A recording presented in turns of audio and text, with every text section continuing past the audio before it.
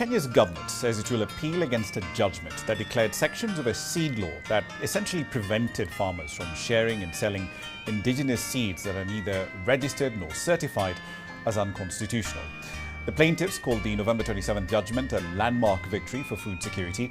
Had these parts of the law remained in effect, farmers would essentially be facing up to 2 years in prison or a fine of over $7,700 just for sharing seeds through community seed banks. Now, the Seeds and Plant Varieties Act was introduced in 2012, and in more ways than one, it effectively gave sole seed trading rights to licensed companies, ostensibly to curb the growing use of counterfeit seeds. On the 2nd of December, however, the Kenyan government filed its intent to appeal against that judgment. To roll back the clock a bit to October 2024, Kenya's government at the time claimed that the law does not stop seed sharing and saving between farmers.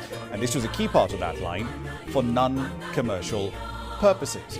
But the argument is at odds with economic reality. Small-scale farmers produce about 75% of the country's agricultural output and 70% of the marketed produce in the country. So the law's impact would be significant. In fact, according to a 2015 study, nearly 8 out of every 10 seeds that farmers in this country use come from informal sources, either their own seed savings from prior harvest or community seed banks. This was a reaction after the judgment from a representative of the Law Society of Kenya. Also, some of the parts of Section 20 of the Seed and Plant Varieties Act have been declared unconstitutional. This is because they granted extensive proprietary rights to plant breeders, and there was no corresponding right that was given to the farmers.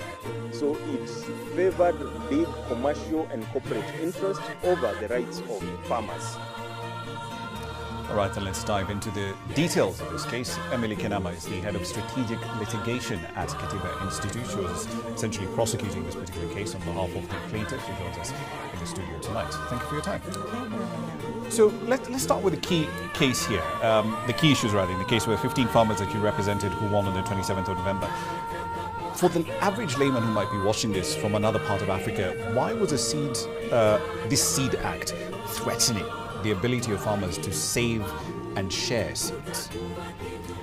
Yes, so the first law that was passed on seed and plant varieties was in 1972, and several amendments took place. But one critical thing, I think, in Kenya's history is the 2010 Constitution that gave Parliament the sole mandate to recognize and protect indigenous seeds and plant varieties, and it was required to pass a law to do this.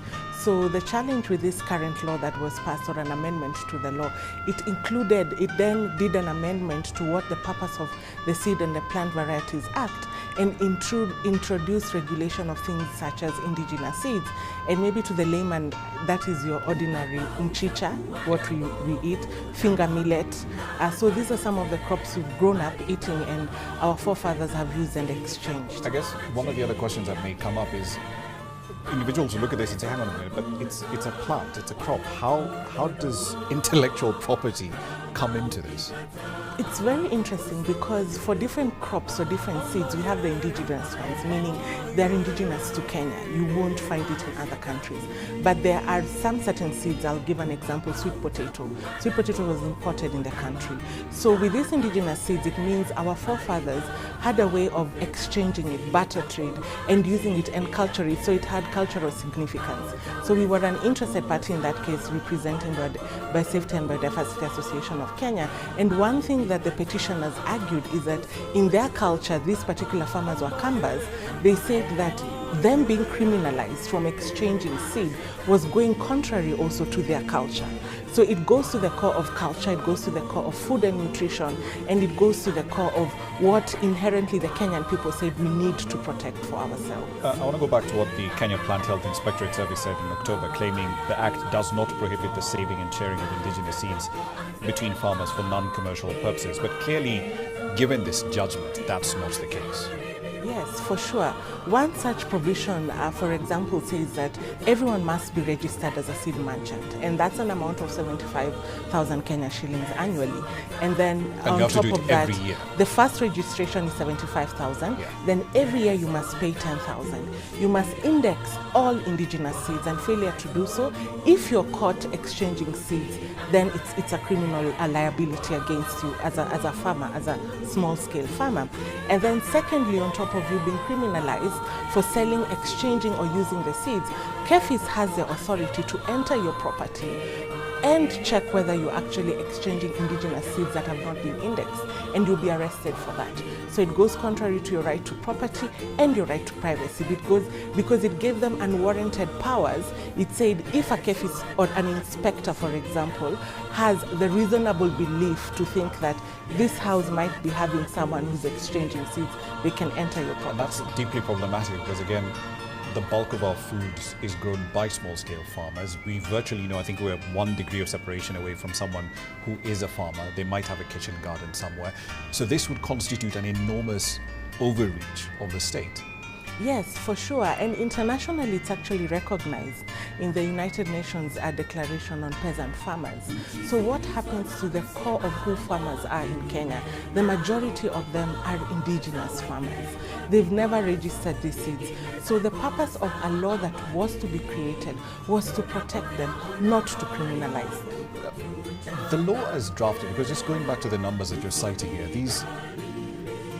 they're troubling in and of themselves, because what's the figures that you're translating to, if it's registering as a seed merchant, for lack of a better word, that's $600 a year. And then another $80 a year just to keep that registration active. $600 a year is well above the monthly earnings in the formal sector. Most of our farmers are small scale, they can make this kind of money. So even from an implementation point of view, the law was not really designed to work for small farmers. Exactly, and that's what the court actually stated. When the petitioners filed the case, they said it was discriminatory. Why? It's discriminatory based on their status, their economic status. They can't afford to pay those amounts as seed merchants. What the purpose of the Seed and Plant Variety Act was to deal with commercialized seeds, and there's a huge difference between commercialized seeds and indigenous seeds. So I think that's a critical thing that the court said. It's discriminatory to put such high figures and amounts, because it's essentially it condemns people unheard, and most of them will probably be criminalized for failure to meeting some of these seeds. Prior to this act coming into effect, how were the intellectual property rights of commercial seed breeders? Because they do exist, right? They've been active in the market. We see them in horticulture. We see them in other parts of the economy. How are their rights protected? Because it does seem like, in a sense, the Seeds and Plant Varieties Act took us back rather than forward. Yes, so their seed was considered powerful. It wasn't considered dirty. It wasn't considered a need to regulate it. They were allowed to do what they've done since time immemorial.